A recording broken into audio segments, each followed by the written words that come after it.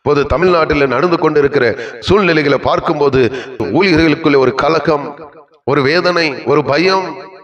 இதற்கு ஒரே தீர்வுதான். நான் சொல்கிற ஜெபத்தை நீங்கள் செய்யுங்கள். தமிழ்நாட்டை கர்த்தர் பாதுகாப்பார்.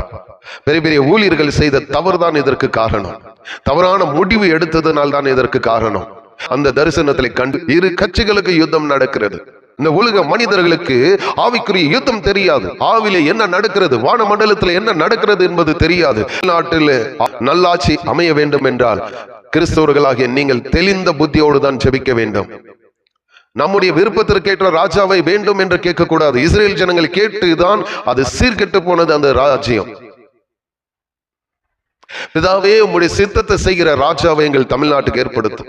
உம்முடைய பரலோக சித்தத்தை செய்கிற ராஜாவை ஏற்படுத்தும். நாம் கேட்க வேண்டுமே தவிர நாம் தெரிந்து கொள்ளக்கூடாது. ராஜாக்களை கர்த்தர் தான் தெரிந்து கொள்ள வேண்டும்.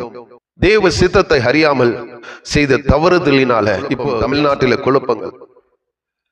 நான் பல வீடியோக்களை போட்டு இருக்கிறேன். சட்ட ஒழுங்கு பிரச்சனை ஏற்படும், வாலிபர்களுக்குள்ள குழப்பம் ஏற்படும், தேசத்துல பொருளாதார வீழ்ச்சி ஏற்படும். இதெல்லாம் நாம் பார்த்து சும்மா இருந்தால் பிசாசு தான் சந்தோஷப்படுவான். இதற்கு பின்பாக இருப்பது பிசாசுனுடைய கை. அவன் 2 சேனைகளை கட்டவிழ்கிறான். ஒன்று அசுத்த ஆவிகள், ஒன்று பொல்லாத ஆவி. இந்த பொல்லாத ஆவிதான் இப்போது துரைத்தானத்துக்குள்ள நுழைஞ்சிருக்கு, அதிகாரத்துக்குள்ள நுழைஞ்சிருக்கு, அந்தரக லோகாதிபதிகளுக்குள்ள நுழைஞ்சிருக்கு. இந்த பொல்லாத ஆவி என்ன செய்யும் என்றால் ரத்தம் சிந்துதலை உண்டாக்கும், ஆர்ப்பாட்டங்கள் உண்டாக்கும், மற்றும் கலவரங்களை உண்டாக்கும், அரசியல்வாதிகளுக்குள்ள குழப்பத்தை உண்டாக்கும், ஒரு கட்சிக்கு மற்றொரு கட்சிக்கு பிரிவினை உண்டாக்கி அவர்களை ஒன்று சேரக்கூடாதபடிக்கு இதனால வேதனைப்பட்டு சில தவறான முடிவுகளை மக்கள் எடுக்கக்கூடிய சூழ்நிலையை ஏற்படுத்துவதற்கு பிசாசு திட்டம் தீட்டுகிறான்.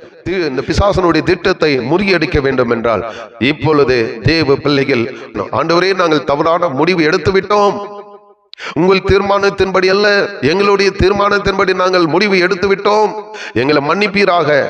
இப்பொழுது உம்மை நோக்கி நாங்கள் ஜெபிக்கிறோம். உம்முடைய சித்தத்தை செய்கிற ராஜாவை எங்கள் தமிழ்நாட்டுக்கு ஏற்படுத்தும். உம்முடைய ராஜ்யம் இப்பொழுது தமிழ்நாட்டின் மீது வரட்டும், ஆள்கை செய்யட்டும், பரலோக சித்தமே இந்த தமிழ்நாட்டில் செய்யப்படட்டும் என்று ஜெபிக்கும் பொழுது கர்த்தர் பெரிய சமாதானத்தை கட்டளையிடுவார்.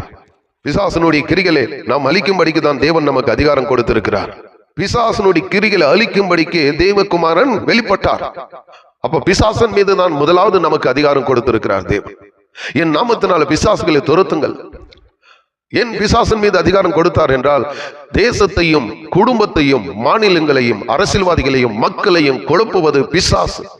சென்று பிலிப்பு சமரியாவில் உள்ள ஒரு பட்டணத்திற்கு சென்று அங்கே பிரசங்கிக்கிறார். அநேகருக்குள்ள அசுத்தாவிகள் மிகுந்த சத்தமிட்டு புறப்பட்டு போகிறது. அங்கே திமிர்வாதக்காரர் சுகமடைகிறார்கள், சப்பானிகள் சுகமடைகிறார்கள். அந்த பட்டணத்தில் மிகுந்த சந்தோஷம் உண்டாயிற்று என்று சொல்லப்பட்டிருக்கு. பாருங்க, ஒரு பட்டணத்தை, ஒரு கிராமத்தை, ஒரு குடும்பத்தை பிசாசு ஆளுகை செய்ய பார்க்கிறார். ஆனால் அந்த சமரியாவில் உள்ள பட்டணத்திற்கு பிலிப்பு சென்றார். அந்த சமரியாவில் உள்ள அந்த பட்டணம் மிகுந்த சமாதானம் வந்தது. ஒரு கிறிஸ்தவன் ஒரு பட்டணத்தில் இருந்தால் அந்த பட்டணம் சமாதானமா இருக்கணும். அப்படி சமாதானமா இல்லாவிட்டால் அது தேவனுடைய தவறு அல்ல, கிறிஸ்தவனுடைய தவறு தான். சுயநலம், சுயநீதி. சிலருக்கு திமுக வேண்டும், சிலருக்கு அதிமுக வேண்டும், சிலருக்கு பிஜேபி, சிலருக்கு டிவிக்கு பிரிவினை. அப்படி இருக்கக்கூடாது.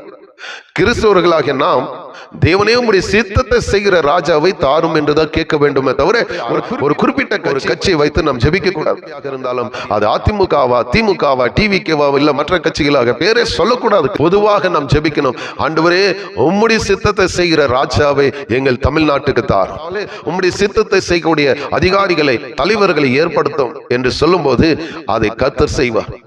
ஏற்றபடி நாம் வேண்டிக் கொள்ளக்கூடாது. தேவனிடத்தில் நாம் அவரால் படைக்கப்பட்டவர்கள், அவர்தான் தீர்மானிக்க வேண்டும். நீங்கள் விரும்பின ராஜாவை கேட்பீர்கள், தருவார். ஆனால் பிறகு வருகிற துன்பங்களுக்கு எல்லாம் பொறுப்பு ஆண்டவர் இருக்க மாட்டார், நீங்கள் தான் பொறுப்பேற்றுக் கொள்ள வேண்டும். அதுதான் இஸ்ரேல் ஜனங்கள் செய்த தவறு. நானே உங்களை ஆளுகை செய்கிறேன் என்று சொன்னார் தேவன். ஆனால் அவர்கள் ஏற்றுக்கொள்ளவில்லை. இல்லை, எங்களுக்கு ராஜா வேண்டும், ராஜா வேண்டும் என்று கேட்டார்கள். அதனுடைய முடிவு என்னானது? ஹல்லேலூயா.